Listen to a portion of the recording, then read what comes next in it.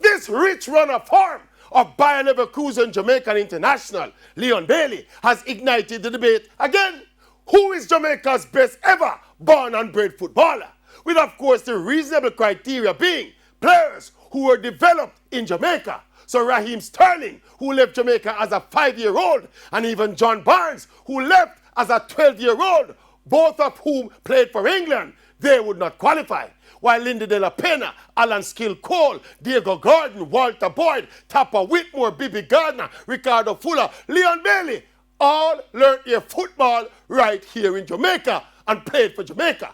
So if we're looking beyond our personal favorites of our era, you all realize that Leon Bailey, being a star, that Leon Bailey at 23 is already a shining star at a far higher level than any other Jamaican footballer has ever played. So with all due respect to all those past greats, from Sid Bartlett to Bibi Gardner, if Leon Bailey walks away from football right now and say, for example, he's going to turn record producer, already in his short career, Leon Bailey would have done enough to be credibly considered the Jamaican GOAT. Yes. Football GOAT.